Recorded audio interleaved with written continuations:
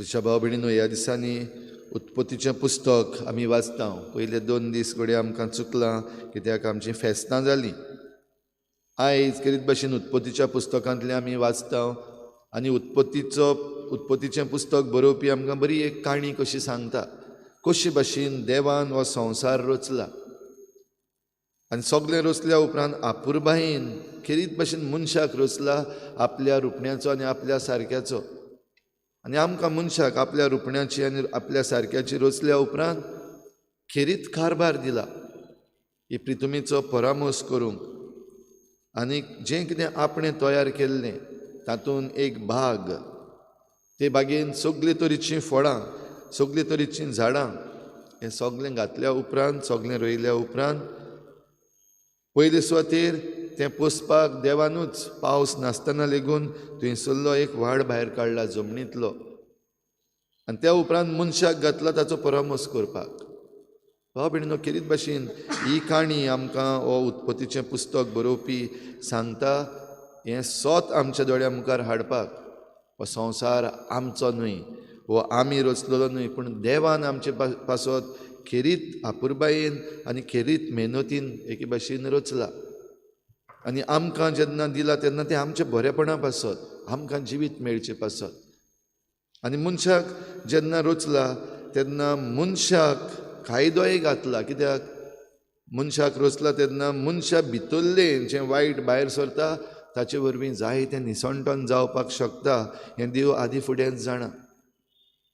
आनी हें मनशा भितरलें जें भायर सरतलें, जावं ती आशा मनशाची, जावं हें आतां सगळें जें जेजून आयच्या शुभ वर्तमानान आमकां सांगलां, हीं वायट चिंतनां, चोरयो, खून, परदुवार, पोजडपण, फटकीरपणां, देव निंदा करप, गर्व घेवन मुखार वचप, मुर्खेपण करप, हें सगळें करता आसतना ह्या संवसाराची देवान जें रचलां ताचें निसंटन जातलें हें जाणा जावन पयलोच कायदो घातलो.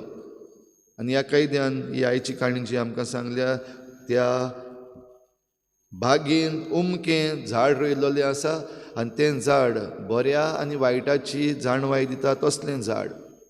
म्हज्या नियाळाक हांव चिंततालों, हें कित्याक? जरी तर तें बरें आनी वायटाची जाणवाय दिता जाल्यार देवान त्या मनशाक पयलें खा म्हणपाक जाय आसलेलें. मनशाक जाणवाय येतली आसली आनी हें बरें आनी वायट तें जाणा जातलो आसलो. पूण देवान सांगलां, जरी तर तूं तें बरें आनी वायटाची जाणवाय दिता, तें फळ खायत जाल्यार तूं मरतलोय. भाव भयणीनो, हें जें देवान सांगलेलें आनी एक काणयेन जें आमकां ह्या बरोवप्यान सांगलां तें खरें म्हण आमकां दिसना काय. आतां आयज जें कितें आमी सो कॉल्ड एज डिवेलपमेंट करता मनशाचे जाणवायेन, बरें कितें वायट कितें मनीस समजता, आपूण समजला, हांव जाणा कितें करीत जाल्यार कितें जातलें, खूंय कितें बांदल्यार कितें मेळटलें, हें मनीस जाणा म्हूण समजता. आमी टॅक्निकल म्हणलेलीं मनशां आसात आतां, आमकां समजता सगलें, अशें म्हूण मनीस समजता की आमकां सगलें समजता. आनी हे समजणे वरवीं बरे बरे प्लॅन काडून आयज आमी जायत्यो वस्तू केल्यात ह्या संवसारान, आनी ताका आमी म्हणलां उदारगत, प्रोग्रेस, डिवेलपमेंट. आनी आयज असल्याच वस्तूंक लागून आयज आमचो संवसार कितें जालो तो पळोवया. मरणाचे देगेर आमी पावल्या आनी मरणांत आमी पावल्या. खरेपणी जें कितें आमकां जिवीत दिवपाक जी जाणवाय मेळ्ळली तीच वापरून आमी आयज संवसाराचें निसंटन करीत आसात. तर जें कितें ह्या बरोवप्यान आमकां उत्पत्तीच्या पुस्तकान सांगलां, त्या बऱ्या आनी वायटाची वळख दितलें झाडाचें फळ खायनाका, आनी तें खायत जाल्यार मरण येतलें, हेंच तें. खरेपणी आमचेर आयज मरण येयत आसा, आनी कित्याक? जाणा आसलेले मनीस म्हणून मुखार सरतात आनी कायद्या पासून जे घातलेले आसात त्या कायद्यांचेर आड वेतात. आनी कायदे जरी तर दाखयत जाल्यार ते आपली शापदां सांगतात. जे भाशेन कालच्या दिसाक आमच्या गांवांत ह्या दिसांनी घडटा त्या विशीं आमी पळयत जाल्यार, आनी जे नोटीस आमच्या पंचायतीन काडल्यात आनी पंचायतीक जो जबाब दिला तें पळयत जाल्यार हें मनशाचें मुर्खेपण आनी मनशाचें गर्व आमकां दिसून येता. ज्या गर्वाक लागून, ह्या मुर्खेपणाक लागून आनी ह्या आशेक लागून आनी ह्या फटकीरपणाक लागून आमचें निसंटन जावपाक शकता. देवान सांगून दवरलेलें आसा तेंच, ह्या आयच्या उत्पत्तीच्या पुस्तकान आमकां बरयलेलें आसा तेंच. तर भाव भयणीनो, हें सगळें आमचे मुखार जेजून आयच्या शुभ वर्तमानान दवरलां एके वपारी वरवीं. आमच्या भायल्यान जें कितें आसा हो संवसार आमकां वायट करूंकूच शकना. फुडें आतां आमी म्हणटले थिंगा टर्की आनीक सिरिया अर्थक्वेक जालो, लोक त्रासान पडलो, लोक मेलो. हे सृश्टीन आमचेर आड गेली, सृश्टी आमकां दुखयता अशें घडमडीत. भायल्यान तावन तें भायल्यानसान बिल्डिंगां पडलीं, सगळें वायट जालें. पूण हें भायलें कांयच वायट जावंक ना. भितरल्यान तावन आमच्या मनशाची आशा आनी आमचें मुरकेपण आनी आमचें गर्व हें भितरतान जें आयलां ताणें हे सगल्यो वस्तू तयार केल्यात. आनी देखूनच आमच्या भितरल्यान जें येता तेंच आमकां मेळें करता.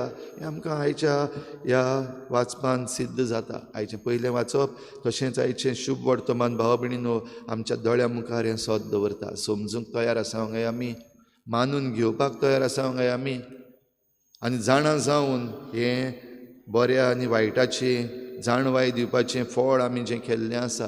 म्हणजे देवान आमकां ही जाणवाय दिल्ली आसा ती वापरून आमी मनशाचें जिवीत आनी हे सृश्टेचें जिवीत सांबाळूंक तयार आसांक जाय. तर आयच्या दिसा किरीत भाशेन ही कृपा आमकां मागून घेवया. हें आमचीं मुरकेपणां आनी हें आमचें गर्व आनी आमचीं फटकीरपणां, कामचार, खोटेपण, आमचें परदुवारपण, पोजोडपण हें आमी कुशीन काडूंक, चोरून खावपाचें आनी नागोवपाचें आमी कुशीन काडूंक. आनी आमकां चोरूंक खावंक मेळना आनी वायट करूंक मेळना तेन्ना जे कोण आमकां आडयतात तांचो खून करप, जावं खरेपणी खून करप वो आमच्या उतरांनी तांचो खून करप आमी सोडूंक आमकां सगळ्या मनशांक ही कृपा मागुया. आनी भोव करून जे कोण आशेन भरलेले आसात आनी आजून पासून समजून घेनात तांकां फावो तितली पवित्र आत्म्याची जाणवाय आनी कृपा दी म्हूण आमी हे मिसाचे भेटेन केरीत भाशेन मागुया.